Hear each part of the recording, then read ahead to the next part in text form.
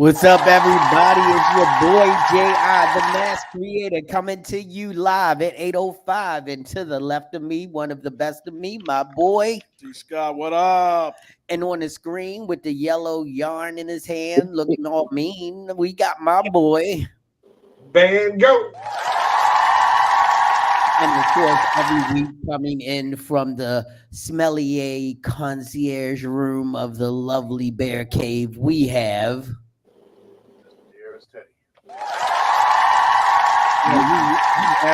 You mad low. You real low. We barely heard you. And then coming in tonight, of course, we don't see him. He may not be here long, but he's on the screen. And his name is. Oh, it must be me. It's fucking John. And some of our regular guests that come in from time to time just to be a part of the screen and share their insight and intellect on certain topics. We have the lovely in the green with the big brown chair and the big beautiful smile. We have. Yeah, you mean me? Me? No. Oh. It's all you, Harry. Go for it. With Don Brown as my usual. Everyone's coming on. And then always having Barack looking over his shoulder to make sure he don't F up, making sure that everything goes right, because if you don't, he'll call Sasha, Malia, Michelle, let's go. We have the indelible. It's me, Harry C. And this is the Grown Man Clique podcast. We are live again. We are happy to have you and happy to have you join in. Tonight, we are going to start the show off the way we always do. We're going to toast to a good show. So grab what you drink, what you think the most. Grab it, put it in the air. And we're going to toast to a good show. And as we say, to a good show, clink, clink. Drink, drink. Drink.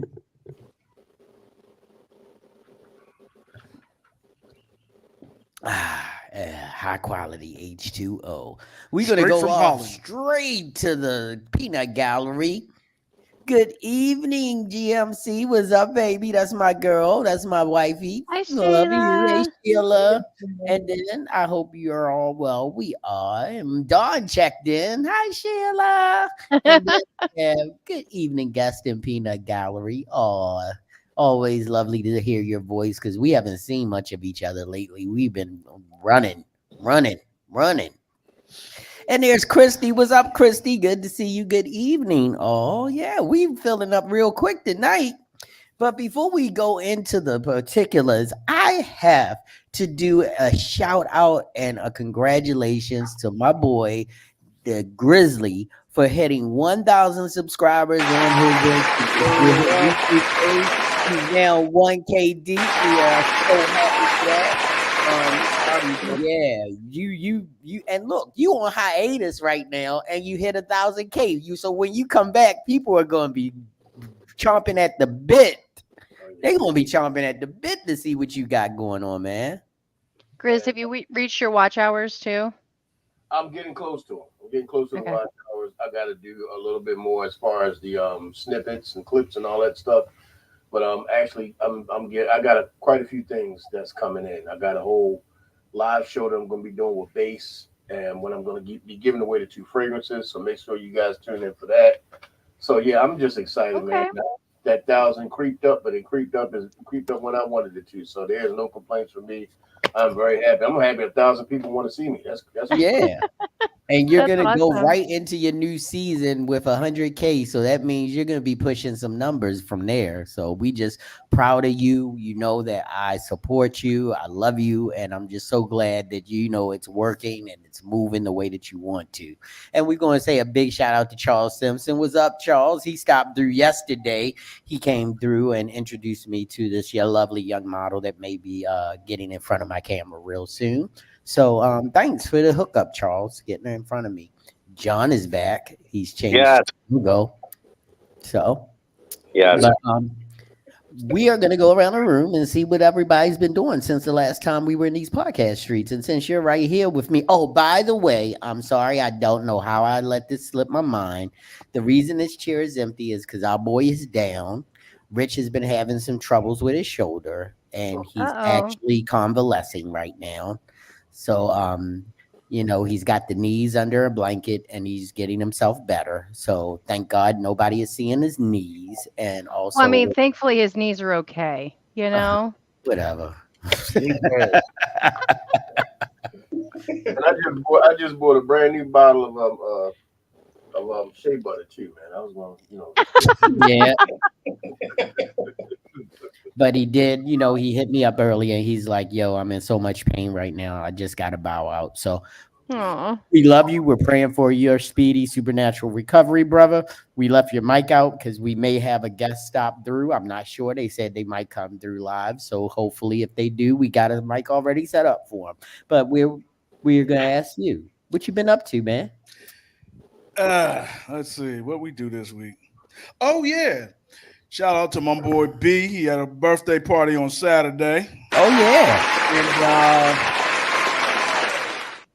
let's just say the bar has been raised. I don't even celebrate birthdays, but guess what? If anybody gonna do a party for me, if the party ain't at least like that one, yeah, no, scrap it. It Don't was even worry it about was really nice. Rooftop, balcony, moon and the sun was up at the same time. You could see both. We were so high. Beautiful atmosphere. Met some photographers outside of my community. Met some beautiful young ladies outside of the community.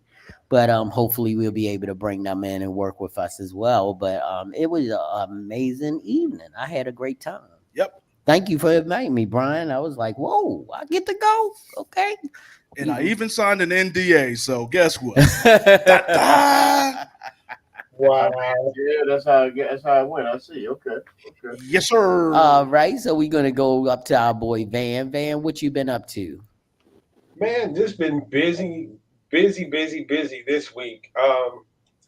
Had to go out with a helper. One of my clients actually let her son come out to help me on a job. He's a high school senior, was undecided on what he wanted to do as far as college went. Um, got him kind of interested in electrical. He kind of figured out that everything had a wire going to it. So, he's leaning that way to maybe he might become an electrical apprentice. We set a driveway light for a lady and put a photo cell in it, basically the day-night sensor that turns it on and off. And he was like, it really wasn't that hard. He was like, the hardest part was digging the trench to, get the wire underground. And I was like, yeah. So he's like, huh, that's interesting. So while we were there, I showed him how to put in like smart switching that you put in the wall. He was like, I could do that at the house. So he's probably playing around with those at the house, putting automation in his own home. And that's after one day of hanging out with me. So that was good. I'm kind of glad I inspired somebody. Okay. Other than that, just been, keeping my radio going, figuring some things out, listening to what's been going on in the local community. And like I was saying before, you hear a lot more stuff on radio than you actually hear on TV because radio is individualized. So, you kind of get like firsthand information. Um, and that's when, you hear like the fire dispatch, the police dispatch. You can hear like public works, like if a water main breaks or something like that. Like there's a lot on radio that it's more than just what you hear on the news, I should say. The news kind of picks and chooses what it wants to put out there. Uh, yeah, it's pretty interesting. Okay, cool. All right, Mr. Grizz, what you been up to? I know what you been up to, but what you been doing? Can't hear you at all. How about now? Now we can hear you. All right. So just getting myself ready for the 25th to come back. And like I said, I'm coming back with a vengeance. I'm coming back ready to start some shit. And I'm telling you right now, if you can't take the real, then don't bring your ass up. All right. It's going in a whole different direction. And yeah, we're going to be sophisticated, but there's going to be a lot more grizzly this year. Okay. All right. Yeah. Ooh. And Harry, what you been up to, man? Well, as far as like actual shooting, I haven't been doing much of anything because I'm actually planning for fall. So sidebar, any of you folks out there thinking about doing some autumn stuff this autumn, wait till late October, early November. Pay attention to the trees. Matter of fact, pay attention to the weather this week. That's really when you want to get it in if you want to get some outside stuff in. Which reminds me, Jerry, I still got to talk to you about Druid Hill Park. Otherwise, Tell me what you want. Oh, that's Drew Hill. Sorry. otherwise, and I am looking for a couple of people. So if there's anybody listening that might want to get a couple of shots in, hit me up. Otherwise, funny thing. So all this photography I've been doing over the years, I remember when I first started, and I was telling people I was into doing cosplay. I had a lot of people that laughed, thought it was a bit silly. And Jerry, what we did last year. Yeah. How about this year? Not only am I running the entire cosplay block for Baltimore Comic Con, which is this weekend, we're also due to my suggestion, we're actually having a cosplay photography contest. Oh shit. Yeah. That's what's up. Yeah, we got 5 entries so far. They look pretty good, but because my argument was, hey, you get a lot of people that take some great pictures, and they're the ones that always getting credited, not realizing, hey, somebody got to take the picture. So there you have it.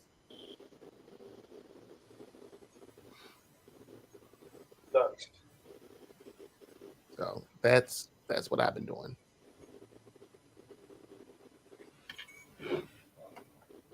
Oh, yeah. Why John got the Mr. Yuck sign up there though? Yo, you realize that is the first ever meme, Mr. Yuck. Yes. That is the first ever meme. I literally was just talking to my wife about that a couple of weeks ago about how we used to have those stickers because I forgot what prompted it. Somebody did something dumb, and I was like, you know what, we need to have Mr. Yuck stickers come back because people. Yeah, well, no, some kid ate something poisonous, of course. They made the news. Mr. Yuck is me. Mr. Yuck is green. I remember the commercial. See? Yep. So anyhow, is it my turn? Yes, it is. Oh, hell yeah, motherfuckers. That's what's up. Oh, oh, hey, that looks pretty dope. Anyhow, man, just working. Loving everything I do so far. I've got so much love for that place. Slowly but surely going to be getting some photo shoots together. And so I'm looking forward to getting back in the saddle with that. Okay. And other than that, not much else shaking. Okay. Dawn, what you been up to? Hi. A little bit of this and a little bit of that as usual. I don't. Them eyes, girl. When we put you up there on the big screen, good Lord, they jump right off the screen. Go ahead, girl. Ain't that pretty? It's because I'm wearing green. It's because I'm wearing green. They change color with what I wear, so it's usually blue, green, and gray. Yeah, so a lot has changed in my world. I don't have a traditional job at the moment, and I started working on my own business. I don't know that you guys are going to see a lot of photography from me for a while. I finally had to make the decision that I'm not a photographer. I land into the artist category, and I'm just okay with it. So what most people don't know is that my background is small business management. So I do small business consulting, bookkeeping, web design, all that sort of fun stuff. So I think that's the content and stuff you guys are going to see coming from me here soon. Oh, okay. Yeah. Cool. But you're not putting the camera down totally. No, but it's going to have to get backburnered for a while. Like I still haven't finished the photos from when I went out to visit you the last time. I still haven't finished the photos for Jay or the other model we worked with that day. Her name escapes me at the moment. And then I had another set that I did shortly after that where I went to like a group event, and I haven't been able to touch them, because it's when you don't have like that steady stream of income, like you've got to grab it wherever you can grab it. So it doesn't necessarily mean you get to do the fun stuff. So it's gonna have to Right. get back burner for a hot minute. Thank you, Charles. Let's see. And Charles, I spelled levels wrong. Good Lord. You're going to put up what is Levels. I made a mistake. If you don't know what I have to do to get this podcast up every week, making a commercial. Most people don't make a commercial for their podcast. I'm going at the speed of sound to get this stuff up. Not light, because then I really be effing up. But yeah. Yeah, what up, Hey, Lida? what's Lyda? What's up? How you doing? Just when I was getting ready to introduce you. Look He at saw burrs. And I'm going to put us on the big screen because I guess I'm up next. Get a dictionary, get a life.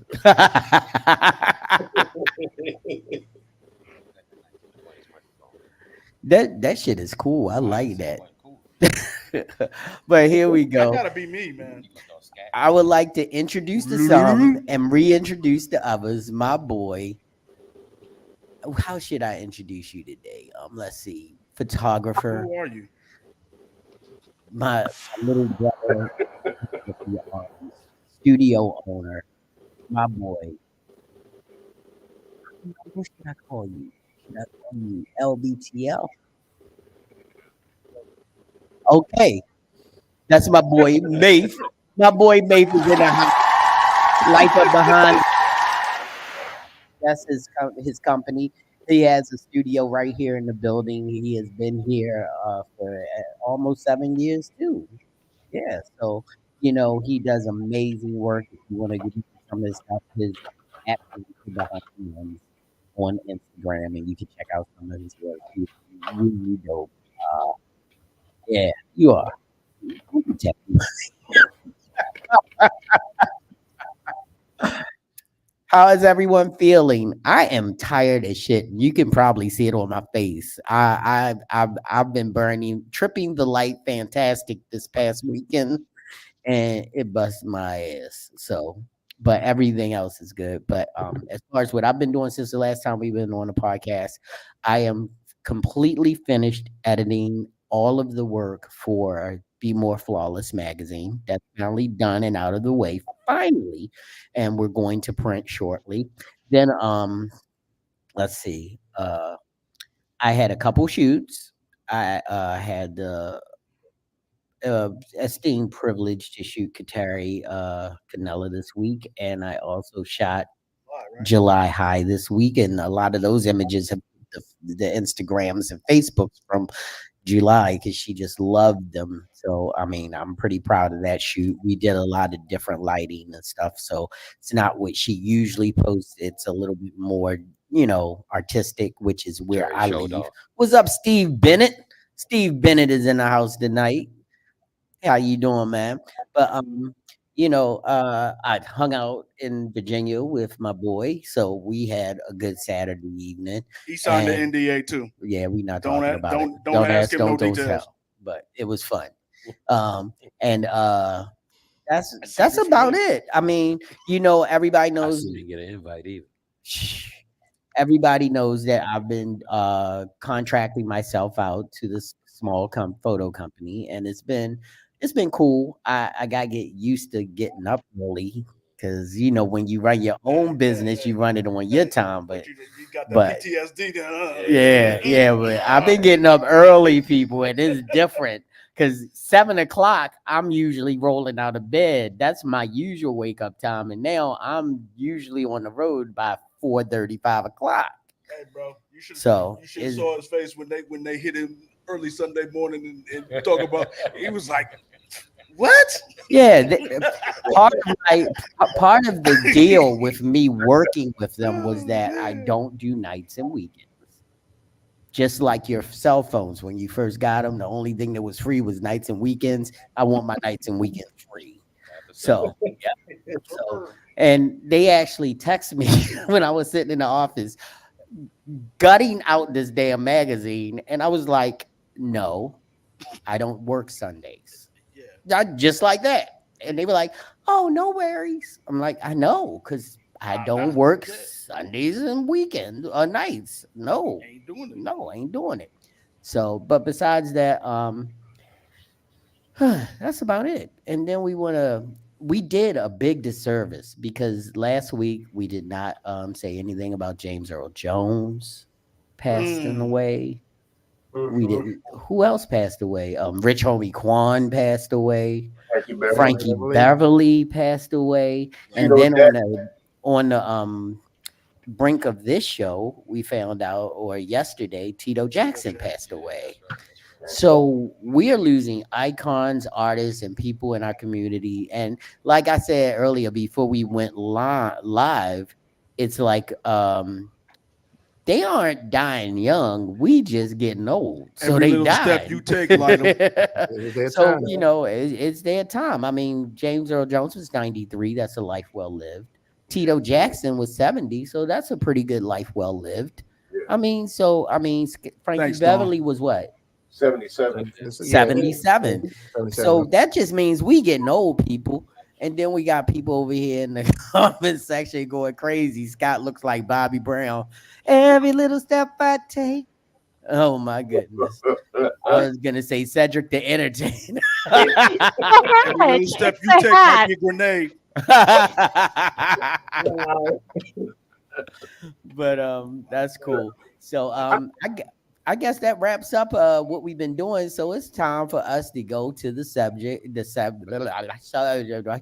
You know I'm tired. It always happens when I'm tired. I can't talk, and everybody's happy because I can't talk.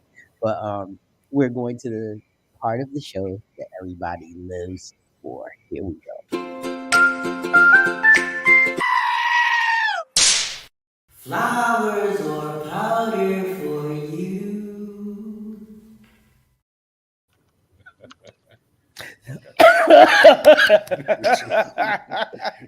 That's right, ladies and gentlemen. It's time for Flowers and Powder. And if you're new to the show, if this is your first time watching or you forgot what Flowers and Powder is all about, we're going to go down 95, down 90. Well, no, we're going to go down 83, 695 to 95, go out to Columbia, make a right on whatever parkway that is, and we're gonna land right with our boy Van Gogh. And Van Gogh's gonna let you know Broken Land Parkway. We're gonna let you know what Flowers and Powder is all about. Go ahead, Van. Tell them what it's about. So, Flowers and Powder is the segment of the show where if somebody's done something amazingly nice for you, you can virtually give them a flowers, shout out, attaboy, all that good stuff. But if you have that one jerk, that one guy in the BMW with the expired Virginia plates. We've all been there. We've all seen him. Wow. Expired Virginia plates. The same busted up Beamer.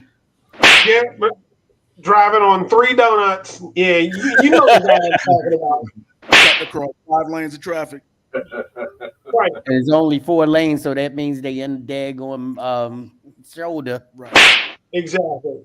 Drifting on the shoulder, throwing out rocks with tape on the passenger side window. We've all seen him. Like, we know who that guy is. Just go ahead and powder them hands up. Wait till he gets to the stop sign because he's got to push start the car again. And just kind of reach in the window and just smack the crap out of him. Just take one of these right here and just chalk dust his ass. Right? So that's right. Thank you, Van, for that very explicit introduction of Flowers and Powder. So, she's right. You look like Cedric the Entertainer. It's the hat. Hey, G, Shauna, what's up? Hi, Shauna. How is everything this Monday evening? Italian Queen in the house. Yeah, we happy to see you as always. Longest running Peanut Gallery member. Next to Sheila, I guess. You the second longest running Peanut Gallery member. And then, oh, Dawn said, hi, beautiful. Aw. Charles, don't come after me. I fat fingered it. Forgot the L. I see it. Don't come for me. Don't come get me. How beautiful she was by exclamation and pointing that out. There you go. We got you, Dawn. So, flowers, powder. Anybody got some? Harry. I'm going to piggyback off Van Gogh. So, speaking to people with expired plates, how about powder to my next door neighbors who really, I don't like them. This the other way. I don't like them. And what I got to say is it's not nice. It's just I don't like them. But the biggest thing is one, keep your friends out of our parking spaces.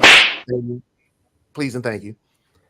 But how you going to have a car, new car that you got way back in June, had Virginia temporary tags on there since June. It's now September. It's now September. And you wake up Saturday morning to find your car towed and you're wondering why. You still running on COVID time. Yeah, nah. Okay, like you know you can only keep them tags on there for a while. But the mysterious part was the car was towed on Saturday, then showed back up on Sunday with tags. Mysteriously. Yeah, J5 Tito died. Yeah. Stolen. Wow. Thank you. That's what I said. It's like there's no way in Hades you get a car that's towed on Saturday because you got temp tags on it. Then they show up the next day, and all of a sudden, out of nowhere, they got tags. Because they already had the tags. They're just too lazy to put that shit on there. Probably. And they paid for it. But it's but the only other thing is the expiration tickets. The expiration stickers don't look right. That's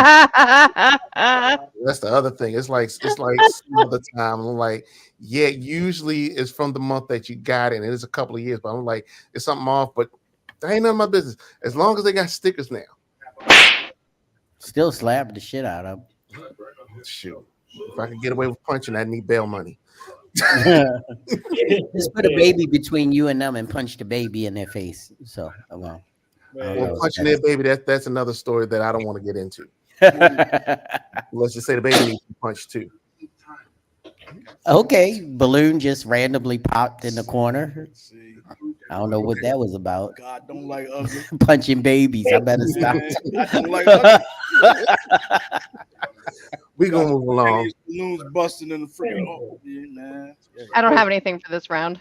Okay, well, I have some flowers. I'm gonna give them to Scott. I'm giving them to Scott For the hat? because no, this is why, because usually I love it. Usually on a road trip, you got your guy sitting on a shotgun and just a cologne. I'm sorry. I've been so dragged out this week that I didn't see the ride down or the ride back up from and to Virginia because I was knocked the hell out. And I just want to give you some flowers for not waking me up. He deserves flowers for that. Because I was a bad wingman this weekend. I was ride or die energy right there. More. I Hey, was Grizz. done. Hey, Grizz. What's This up? is the right time to tell him that we almost died like 4 times. What's going on? I mean, going down, I said, yeah, I know I dozed off for a little while. He said, yeah, you did. I said, did I snore? He was like, a little bit. And I know I don't snore a little bit.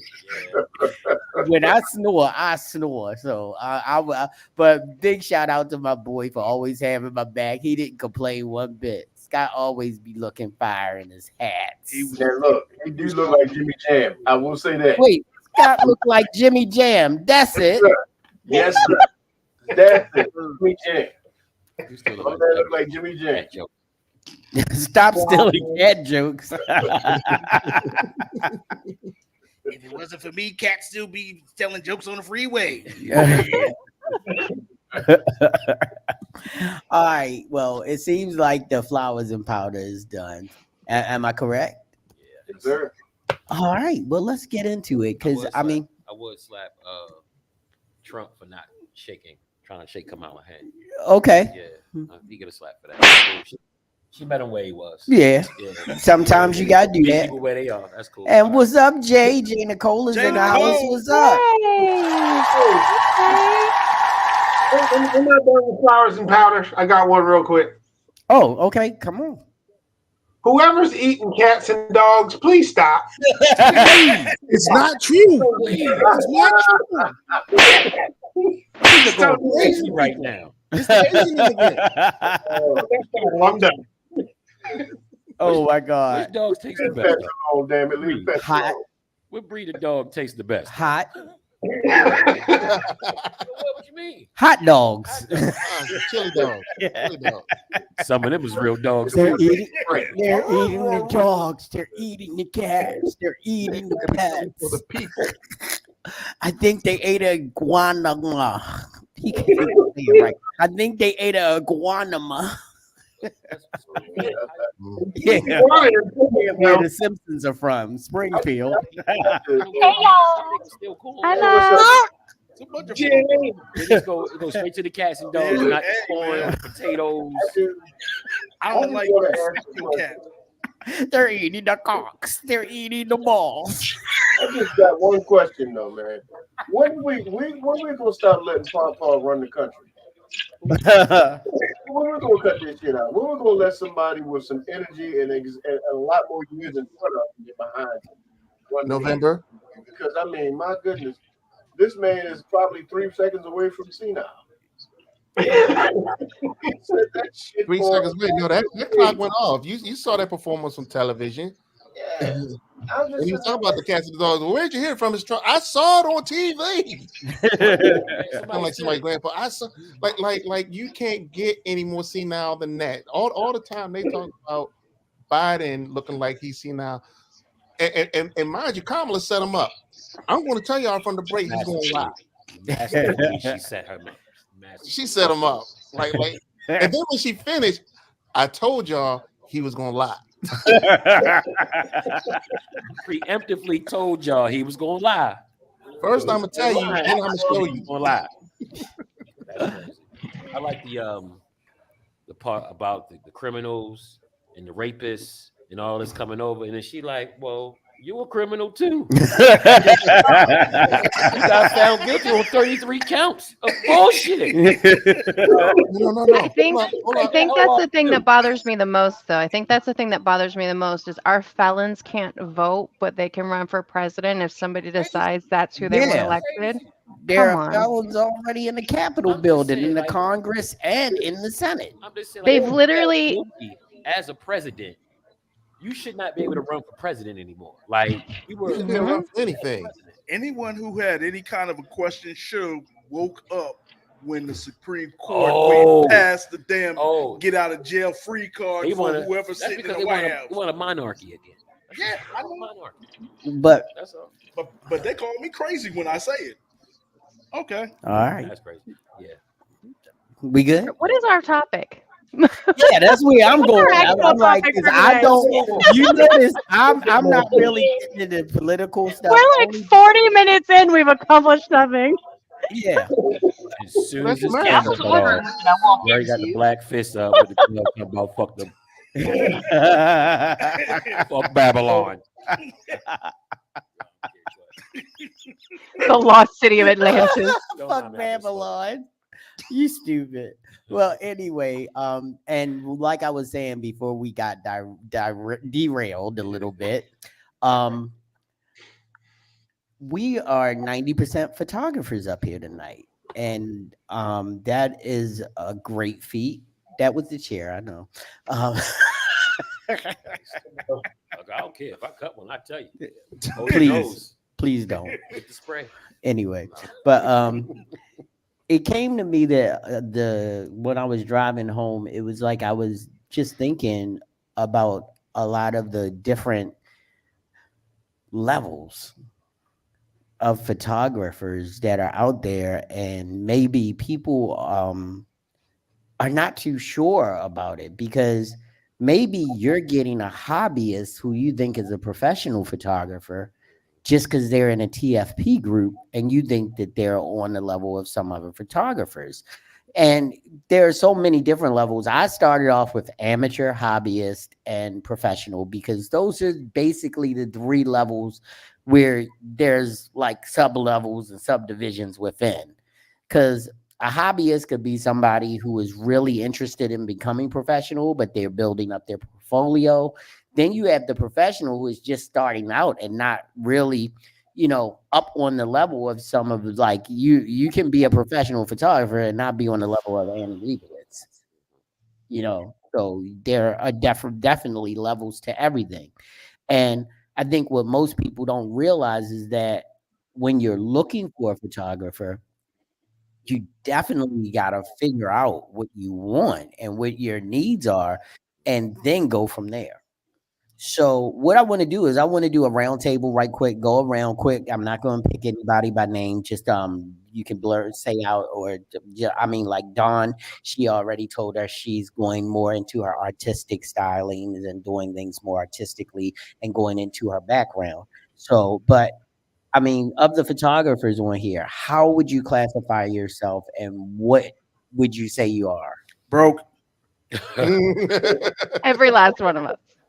Hey, I would say I'm definitely a professional. This is what I do to eat. I don't do nothing else. Right. Um, this pays mortgage and student and tuition and all that kind of stuff. Yeah. So I would definitely say Shout out to professional. Zoe and Brock. Zoe and Brock, yeah. Shout out. They need to stop eating. I had to be doing something else. Zoe almost as tall as you. I'm short, so I ain't saying much. So I know, but I was trying to give her a shout out, yeah, not you. listen, by Christmas she gonna be way taller. So I ain't even. Daddy, I'm hungry. Brock too. Here's some broccoli. I don't want no damn broccoli. Now let's get that barbecue sauce on it. Man. So you're broke. You're professional. I'm still Anybody broke, too. else? Oh, Broke, yeah. Don't get broke twisted. professional. Oh yeah, You know what I'm saying? yeah. Like, They ain't mutually exclusive. I'm not a Leibowitz level yet. Oh You know yeah, what I'm saying? they ain't Like, mutually Right. exclusive. Believe Right. me. you know what I'm saying? But go ahead, yeah. I'm a say professional hobbyist. I second that.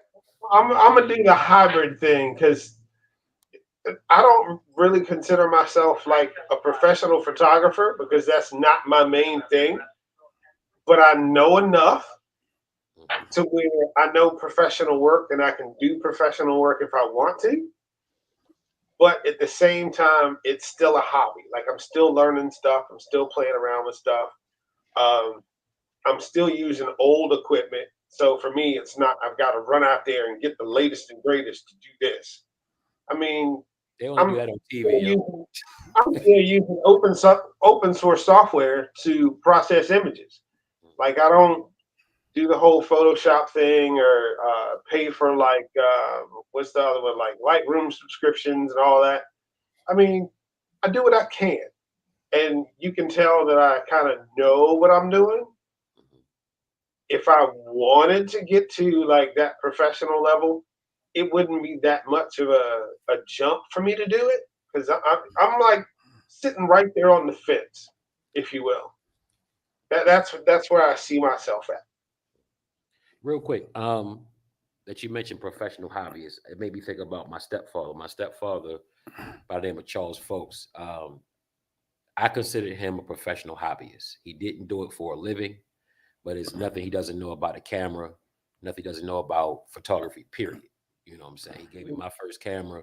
So in that classification, you have someone who has years and years of experience doing photography, Right.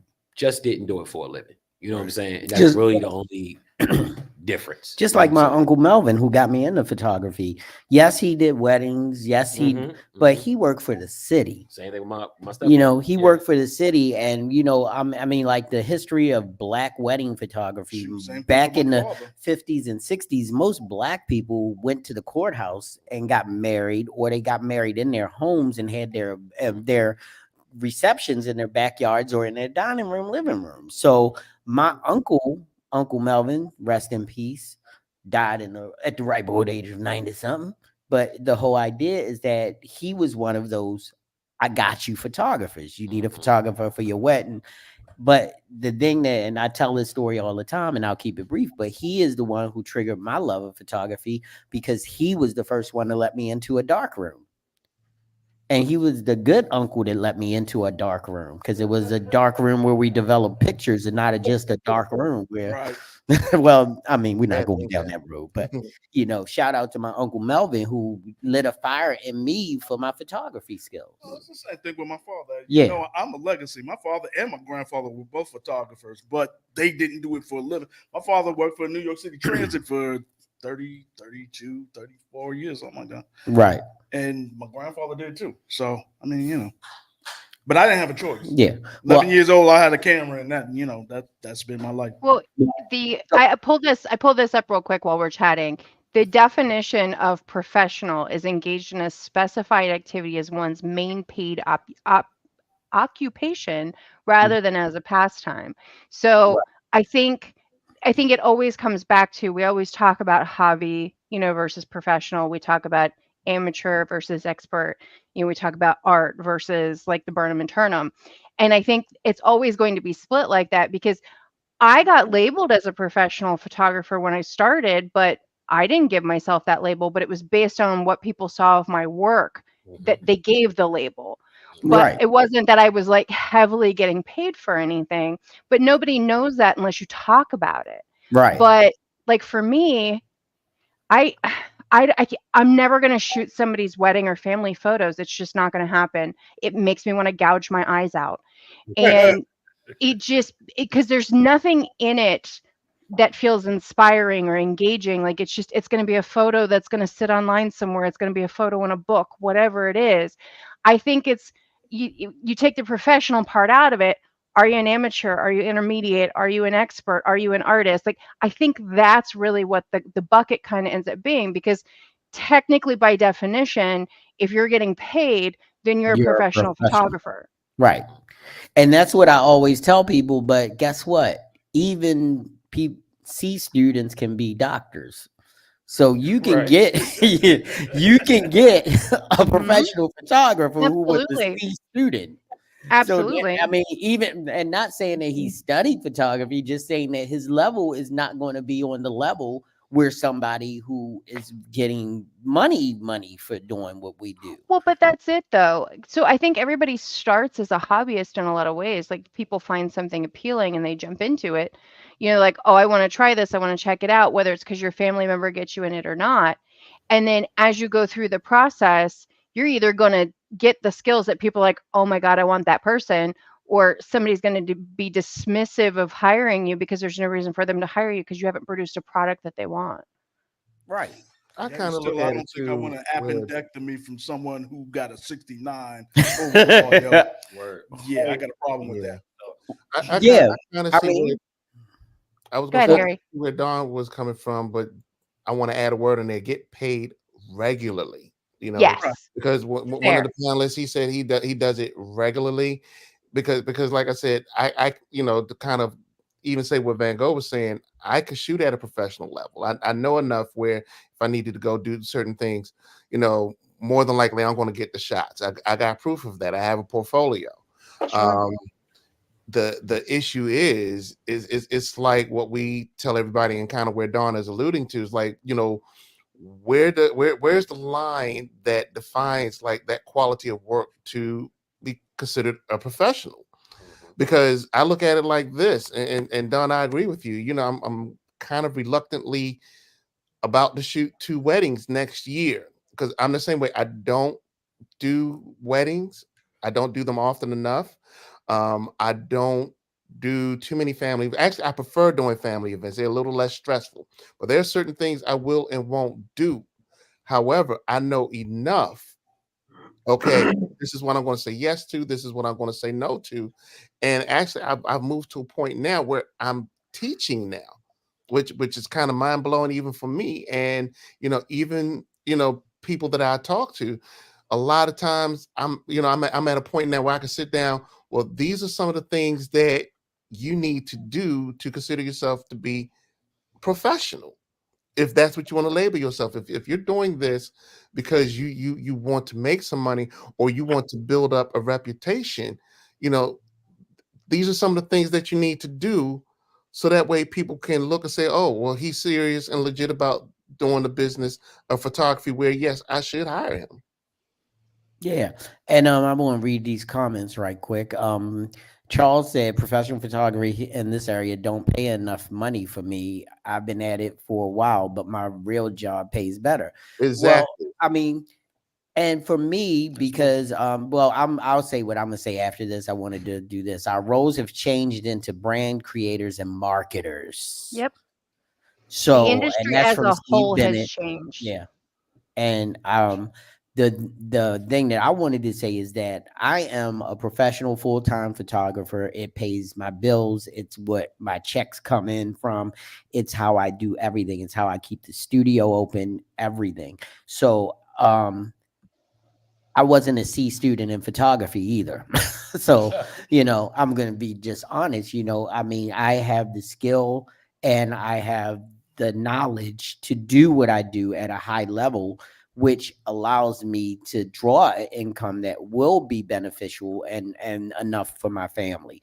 A lot of times, if and not a knock on any of the hobbyists or any of the artistic photographers or anybody out there, a lot of time if the desire isn't there to just want a camera in your hands all the time, then that means that's why you do it at the level that you do, and there's nothing wrong with that. I applaud them. Or the desire for the grind. Yeah, that's because that's where grind. I'm at. I knew I was not going to get out there and get it. So look, I think it's like we said, it's degrees of separation when it comes to this. Like you, I'm not trying to really be in the clubs like that, shooting parties in the clubs. Somebody gonna pay my price? Absolutely.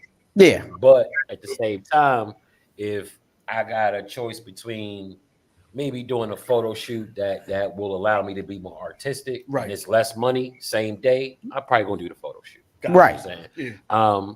Now, depending on what bills coming in, month, I'm gonna do that party gig that's paying more money. In regards to like levels of like, even with skill level, like one thing I've learned, because I've worked in corporate America. I wore a suit and tie for 10 years.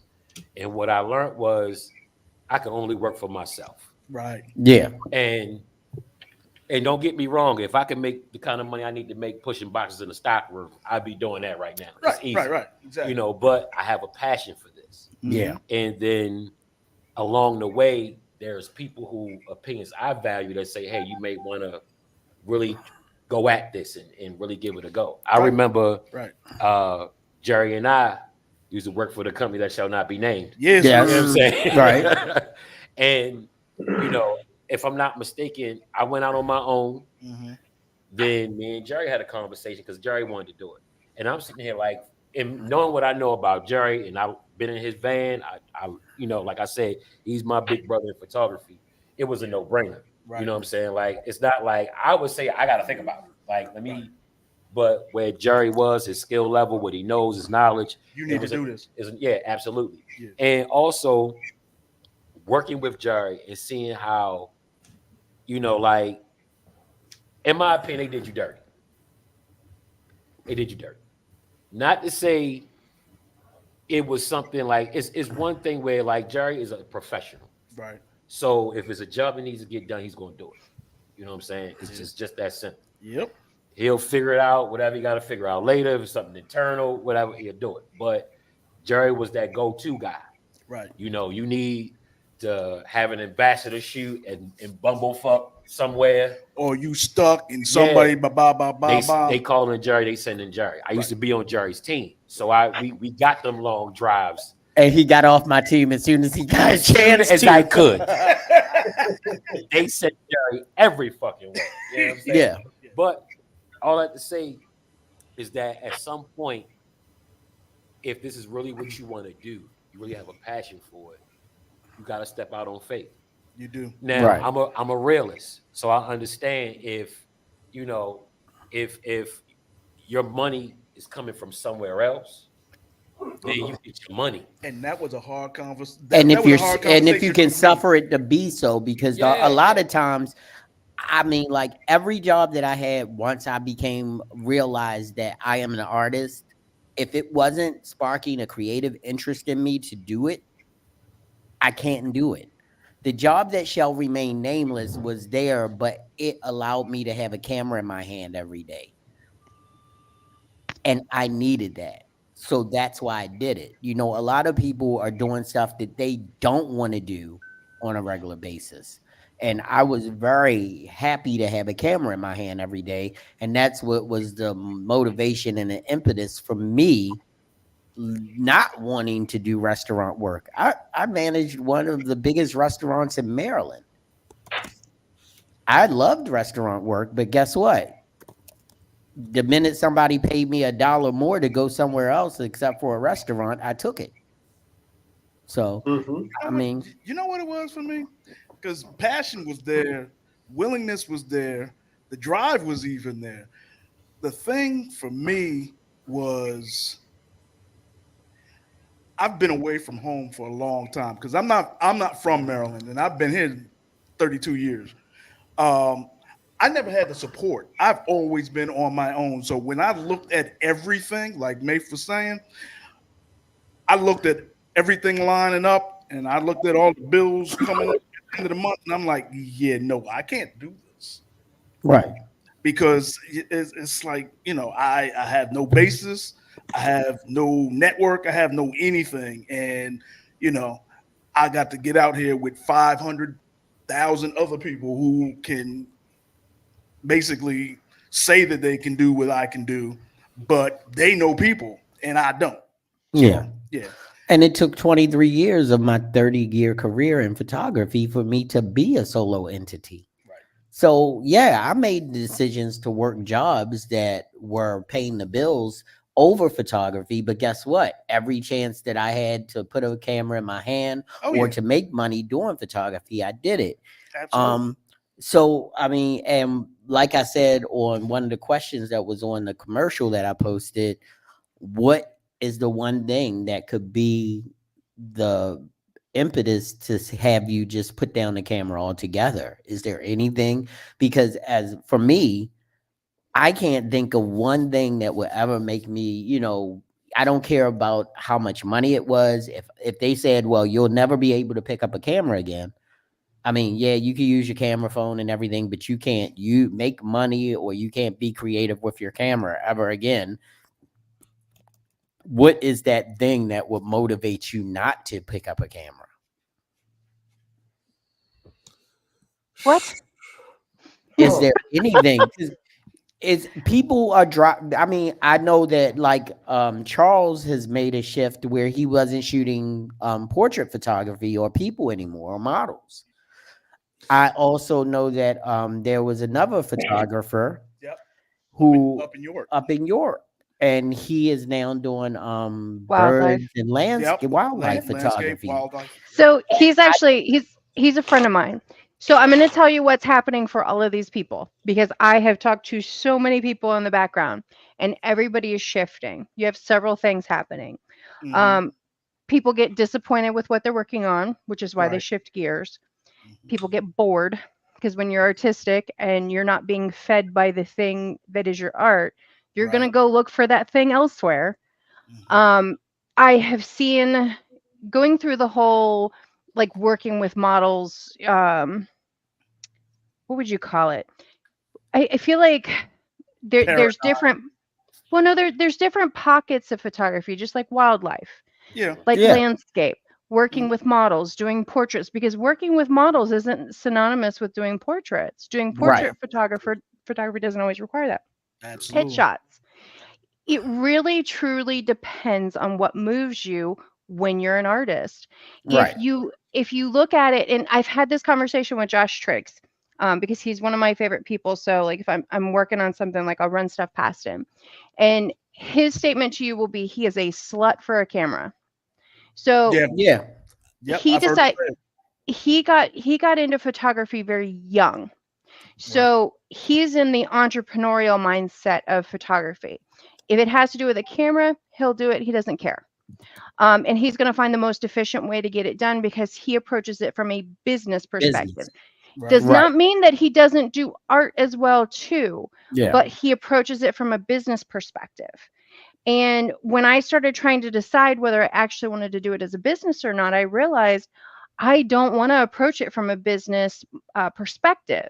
Now, the business that I actually run, I can approach that from a business perspective as an entrepreneurial perspective. That information makes sense to my brain. But when it came to art, what I found when I did the photography, I wanted to edit a very particular way, which takes me time because of how I choose to edit. That does not allow me to be a Burnham and Turnham. I'm not gonna go to an event, take 500 photos, and have them to you the next day because I want to touch every single fucking 500 photo, and I Right. want to make sure like they're that perfect thing. Well, that's when you realize and you halt to go, okay, I'm not built for a business model like that, and that's okay. But I now have a skill set that I can use for web development, for graphics, for logo creation, because those are all small package things that I can do. I think sometimes when people get into photography, they're like, oh, I can do this, not a problem, not realizing that the photography industry has changed Yeah. so Much. much. Yep. And anybody with mediocre skills can get through. Right. And they can really get through if they know how to market. Yeah. And that's the whole idea. Very part. Yeah. I totally agree. Yeah. That's why we like when Don's here. Let me play something for you right quick. I think If the you big love to take photos and you're doing it with intention, you are a photographer. I am seeing things again popping up about what does it mean to be called a photographer. It doesn't matter if you're a professional or an amateur, what kind of gear you use, how expensive your camera is, or whether you're just using your phone. If you're taking pictures with the goal of telling a story, showing an interesting moment, making art, expressing your feelings, just whatever it is, any kind of intention, you're a photographer. So take that title, wear it, accept it, enjoy it. I wholeheartedly agree on that. Right. Yeah, I think that's valid. I wholeheartedly agree because Jerry, we had this conversation, because that's where I am because I'm feeling like I'm moving to that same space that Dawn is moving, where I don't want to be out there taking photos just for the sake of taking photos. I need intent. I need to be able to tell a story. I need someone to take a look at my photos and see that there's something going on.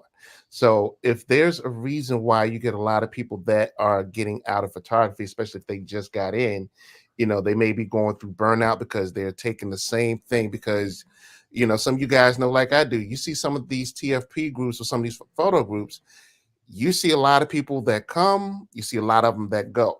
And some of the ones that have been around for a while, they're posting the same thing. Yep. All the time. There's no change up to it. You can look at certain photographs and you can know who took it before you look at the name.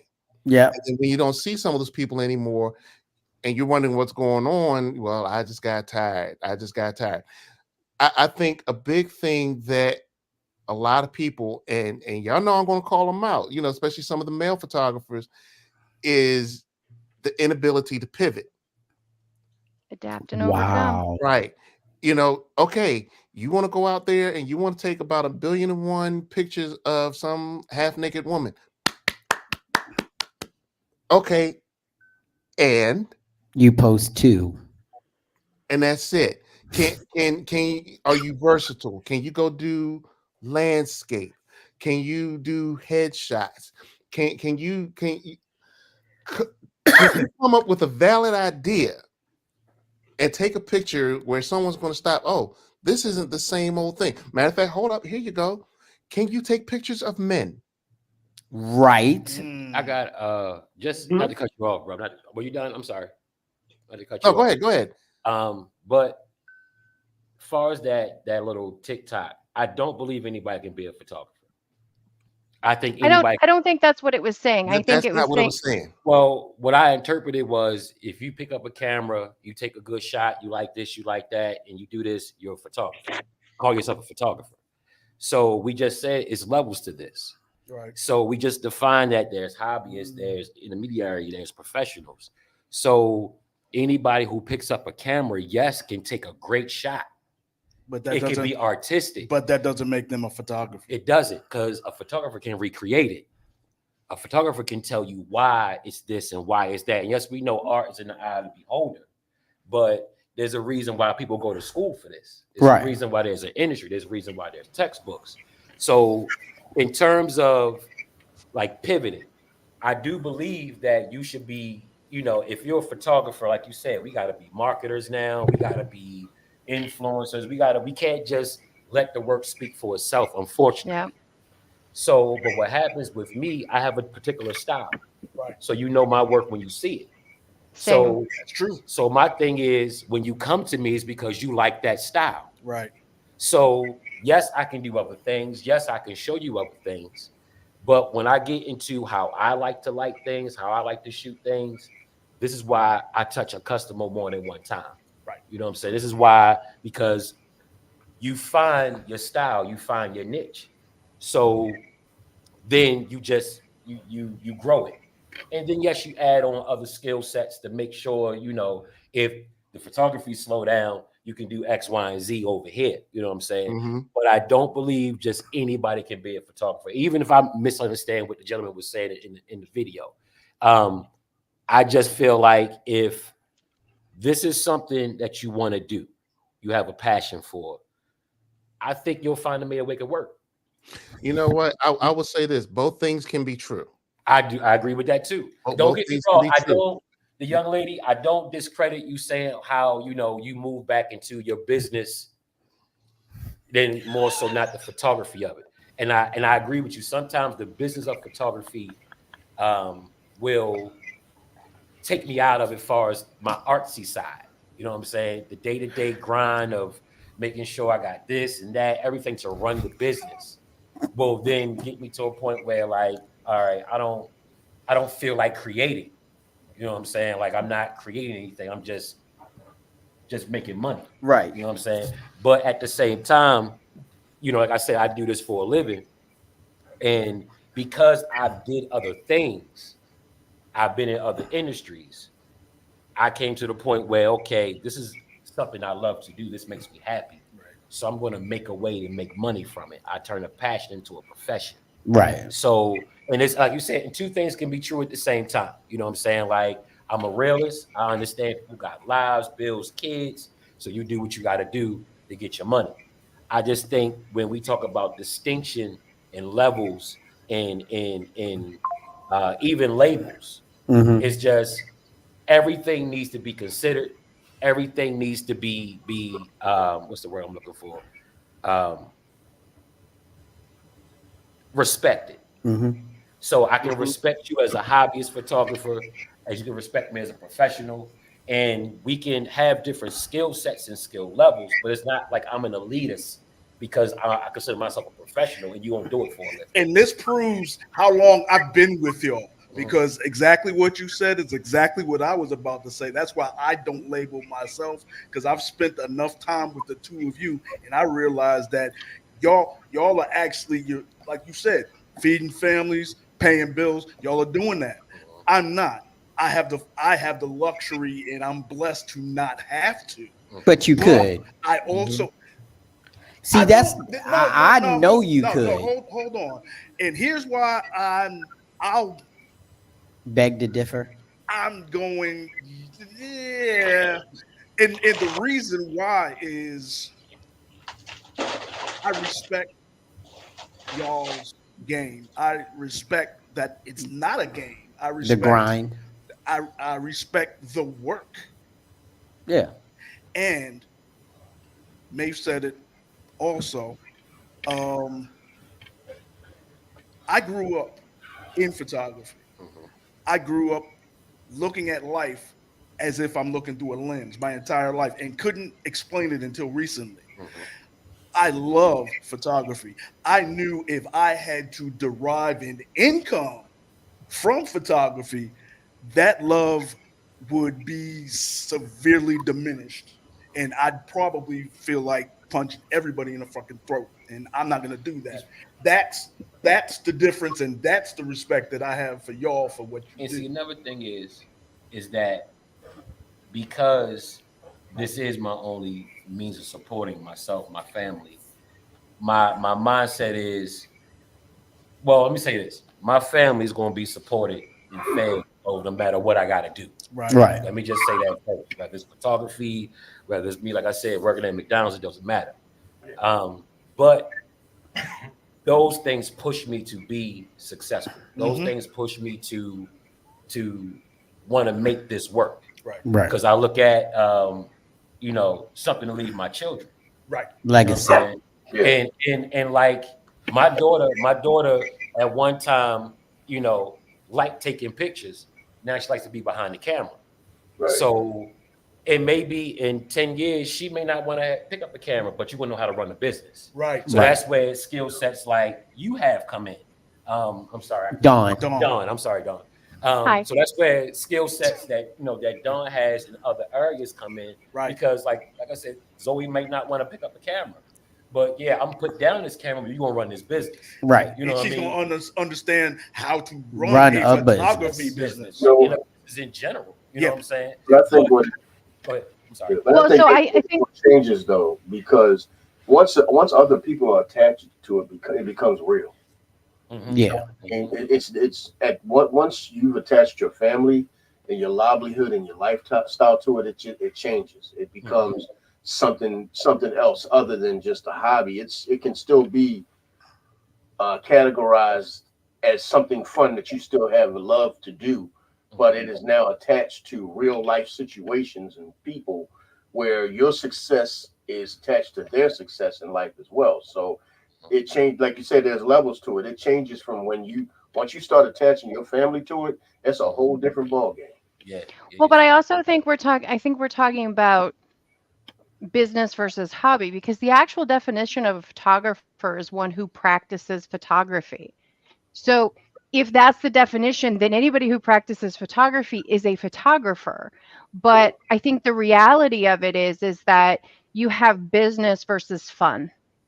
And when it's business, I think the average person considers that a professional photographer.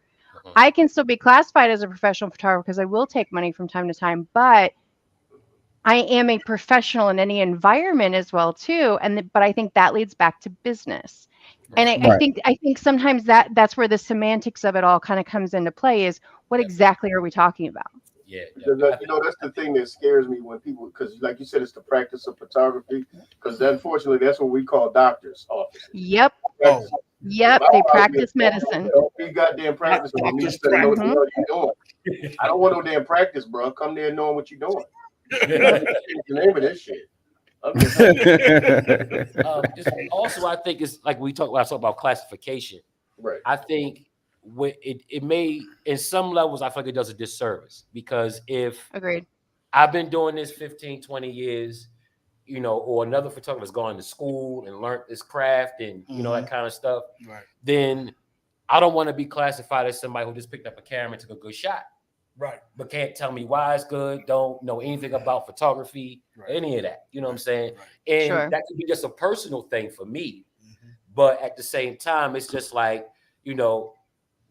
my grind to get where I'm at is immense for me. It's it was sacrifice. Think about it. We worked on special occasions for other people. Right. So we Yep. working on Thanksgiving, we working on Christmas, we working on birthdays, we're capturing special moments of everybody else, and Sure. then we kind of make time for ours, or what I'm saying, or have to schedule hours, because this is what we do for a living, and this is part of Sure. the business.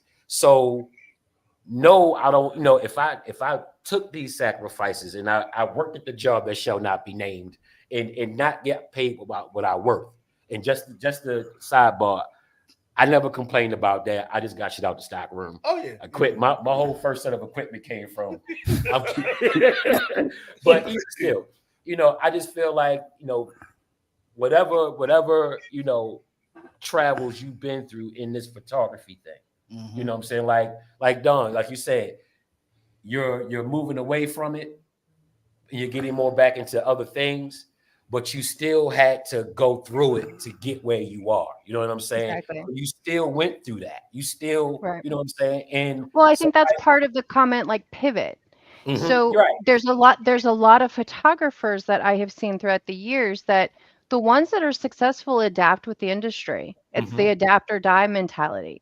You Yeah. know, the thing that you're shooting right now may be the end thing in 6 months to a year from now. Nobody's paying attention to Absolutely. that portion of photography or the world. And then you got to decide what you're doing next. And I think some people adapt better than others. And unfortunately, I think most people that adapt better than others have usually had very shitty upbringings in a lot of way, or shit life dealt to them at different points in their life as well too.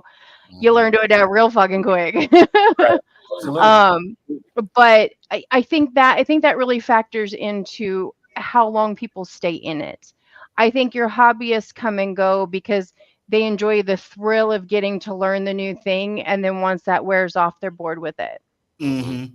And that's why we get $3,000 cameras for $700. Yeah. Yeah. Because I was noticing them Sonys are really cheaper now. Yeah. Like everybody selling their Sonys. Because they thought it would make them a better photographer. But like I tell everybody, if you don't know the rules, you can't break the rules, which means you can't bend them. I'm Team Sony.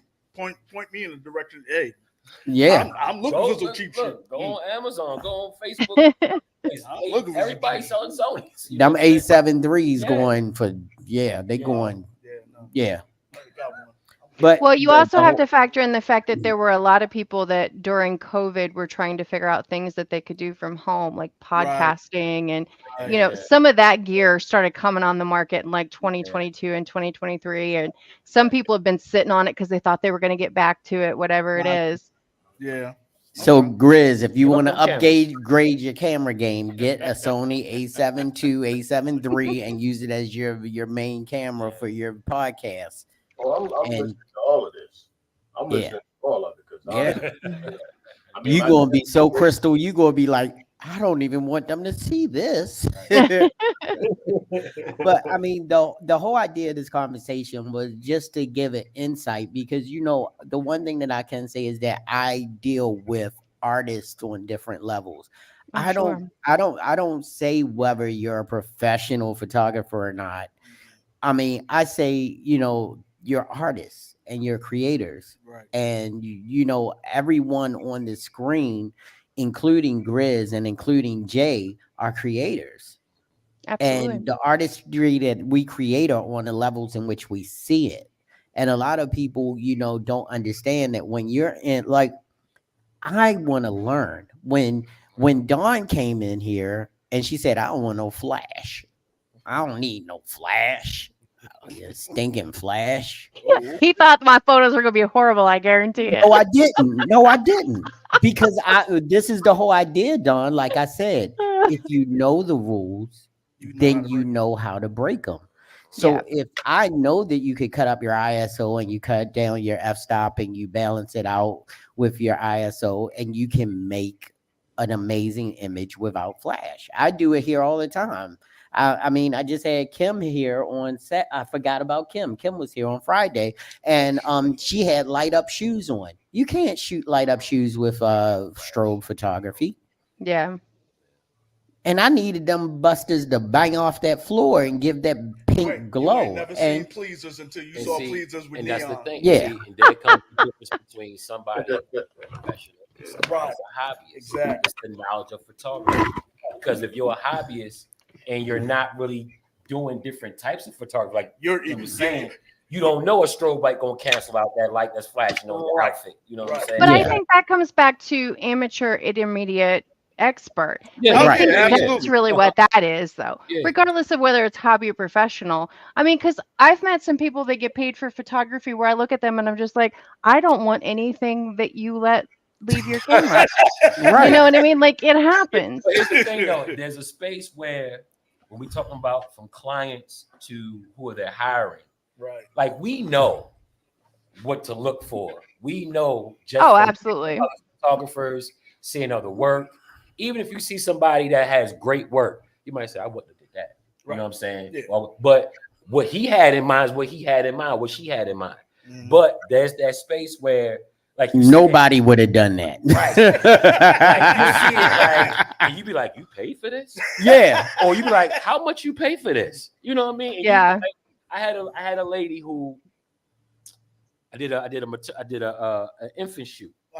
So I did the whole basket, the baby all, you know what I'm saying, the stuff that you see when you look it up on Google. Right. You know what I'm saying? So, all right, cool. So I did all that. Right. And I charge to my demographic. You know what I'm saying? I'm not trying to hit nobody over the head and run through your pockets. So I am. I know you are, but you got a big production. You got infrastructure over here. So you know what I mean? So she brought a friend with her. Uh-huh. And the studio, we upstairs. Yeah. We make it work. Right. The lady sat there and said, I paid this Jewish lady $1,600 who did it like in her closet. Mm-hmm. But she had all the bells and whistles. Yeah. I ain't mad at her. No. Yeah. I ain't mad at all. No. She made that money. Right. Because listen. And you went. And that closet made her Night, $1,600. And her mortgage probably like $1,000. You know what I mean? So, but it just goes to show you where that one lady, you could have went here, got the same thing, and paid cheaper.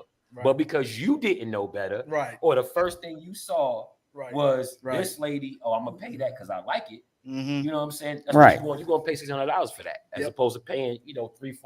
Right. And just like, shout out to one of I've got two people that I am amazed at their artistry and their artwork. All right, you out? Yeah, I'm out. All right, thanks for dropping through, mate. Bye. Yeah. Right. Well, we wrapping up soon because it's about the witching hour in 7 minutes. So, but I want to say, like creatives like Larice Paints. I don't know if any of y'all follow her.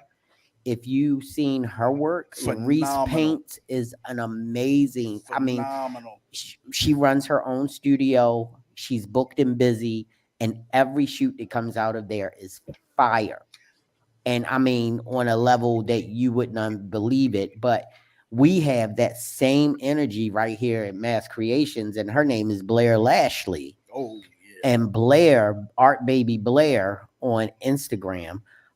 They are artists as well as photographers, and they are, if you come to them, you can get the full gamut. They are makeup artists, they're art painters, they're painters, they're photographers, so they're stylists, they can do it all. And when I say art painting, you will have to go to their pages because they don't just do art and they don't just do photography. They mix all of it together and it's amazing. Now, I am a photography purist kind of, I want to do what comes out of my camera. But these young ladies have done some amazing work where they blend their artistry along with their artistic ability, and it's phenomenal. Like Harry's Blair got his finger up. Huh? Harry's got his finger up. I can't hear you, Harry. Can't hear mute? I hear you. Can't hear you. Oh, you on mute, brother? Sorry about that. I was saying, let Jerry finish. I can speak as make sure you knew I had something to say. Go ahead. Oh, I was gonna say, and a slight detour to this, because here's the thing: we're talking about people with different skill level and people that have skill, people that have a skill. One of the things I really want to bring up that's been a pet peeve of mine lately is I need potential clients. Not just mine, but anybody out here, anybody that's on this thing, to understand when you're out here and you're looking for a creative, be it a makeup artist, photographer, whatever, is if you want all the bells and whistles, be prepared to pay bells and whistles. Right. It's like the gentleman just left. You got people out there, they're paying some people like all this money, because they're investing in that particular creative, but then they get mad when they see something else. But what I need people to understand is, look, we're doing these things, but the thing I'm really starting to see a lot of is people trying to shave off, and they're trying to nickel and dime. That's where I'm going with it. But you want to start off by saying, "Oh my God, you do great work. Can you?" No. Right. No. The price is the price. The price is the price. Like for instance, I had a young lady a couple of months ago reached out to me because she wanted me to do a party. I quoted her my price. And one thing I'm finding myself to do, I have to do now, I have to really explain myself because I quoted her my price and she's like, okay, I got to think about it, I'll get back to you. She gets back to me a couple of days later. I just wanted to let you know, me and my husband, we talked about it and everything. You do such tremendous work, but can you shave this off to lower my price? No, no. And people forget, especially for us photographers, we're not showing up just to press button. Like my rate, my hourly rate is part of that is for the hours that I'm there. But you got to remember, at the end of it all, I still have to go home and edit. Right. Work goes on after you're already at Right. home in bed. Your DJ comes, like your DJ, they'll set up their playlist and everything before they get there. But once they finish spinning, they're gone. Caterers, they'll cook the food up. They come there, they serve the food, they're gone. Photographers, we show up, taking the pictures is just starting. Right. So I'm finding myself having to explain that a lot more. But then, and Jerry, and mostly anybody on here that's photography, big pet peeve. Oh, I want to collab. I want to collab. I want to collab. Okay, you want to collab, but then some of the stuff I see people wanting to collab on is stuff that costs money. Right. Your birthday shoot is not a collab. No. No. No. Your shoot in which you want to go imitate something in a magazine where a set was built is not a collab. Unless you paying for the set. Unless you're paying for it or we're splitting. Jerry, because you know me, and we again, this is what we talked about. I'm not doing collabs of sort unless it's something that like, oh, okay, we're going to go set a house on fire. Let's consider that. Right. Yeah. I like you. Right. John, I have a picture where I nearly set a house on fire. So Jerry knows I'm not playing. Yeah. I mean, I'll go find us one. 'Cause I'm in. Yeah. But that's the thing. It's funny because like, for instance, over the weekend, I really started digging into Threads. Threads is like sort of the offshoot of Facebook and Instagram. Right.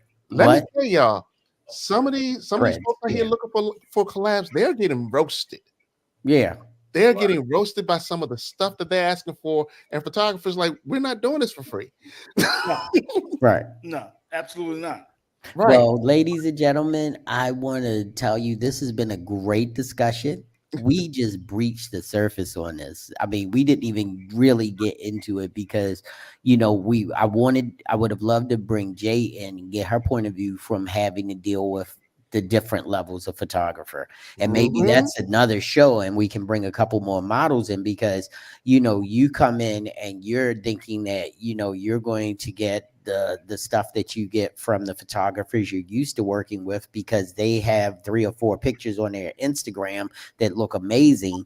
And then trash. The work that they give you is trash because they don't know what to do once they've got a model in front of them that knows what they're doing. Right.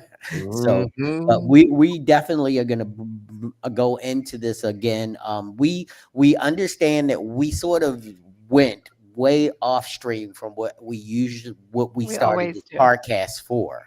No, we stayed pretty much on subject tonight. The beginning of the show always starts like that, but but what I'm saying is that the GMC was basically, gentlemen with cameras. We, we're looking for that, photography podcast space, and of course, life happens, and we start talking about life subjects, and we sort of went way out of where we wanted to be. I mean, we still want to have our fun topics. We still want to have our gumbo shows and stuff like that. But we are going to definitely focus a little bit more on our photography, our loves, our passions, so that we can keep this, going the way that we envisioned it when we first started. I want to thank Harry. I want to thank Dawn. I want to thank Grizz, Jay. We had John. We had Maeve come in. All of the people in the peanut gallery from Charles, Steve, Shauna, Sheila. I mean, Our partner Van Gogh, of course. Well, he's one of us, so I didn't I thank him. Yeah. Sheila, Christy. I mean, we were loaded up tonight. We were running pretty hot and heavy, but we just like thank you for coming into the Grown Man Click podcast. But before we go, I just want to bring up Grizzly right quick and let him tell you what's going to happen on the 25th. So, September 25th, everybody be prepared. It's gonna. I would normally say it's gonna be shenanigans and all of that. No, it's gonna be blood on the floor, baby. Oh, shit. Okay. All right, Michael Jackson, blood on the dance That's floor. shenanigans. It's gonna be blood on the floor because I've been playing. I've been a little nice with the content. Trying to just be a little bit gentle. I'm not gentle. I'm a goddamn grizzly, and I'm gonna do what grizzlies do. I'm going for the jugular. So just be prepared. All right, and I will be there. I'm probably going to wear my full metal jacket so I could be protected. Fellas, before we go, fellas, real quick. If winter time is coming, y'all all know winter time is coming, and we're gonna wear things like tobaccos and vanillas and all of that stuff. So yes, winter is coming. So y'all need to get your hands on this right here. Kabaj. Yes. So this is called Toxic Desire. Uh-oh. Ooh. Uh-oh. Let me first of all, it is similar to a fragrance called Angel Share that cost about, for a 1.7 ounce bottle, it cost about maybe $300 or $400. Mm-hmm. So this one right here is $75 for 100 ml. Okay. And when I tell you, especially if you like the smell of cinnamon, this is right up your alley. I'm telling you. And it's perfect for the fellas. It's perfect for the date nights and all of that type of stuff. I implore you, get your hands on this one. It's called. Okay. All right. All right. Thank you, Grizz. Everybody, we want to thank you for coming into the Grown Man Click podcast with me, your boy J.I., your boy Scott T. on the screen, your boy. Van Gogh. And of course, our partner missing in action tonight, our boy, Mr. Nee, Slut Gang CEO Richie Rich is in the building.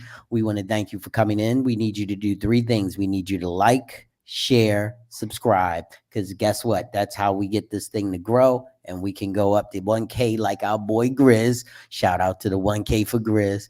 And we like thank all of you for coming out. And as we say at the end of every podcast, do good. Do really good. But if you're going to do bad, do really bad so that they know that you meant it. Peace. We out.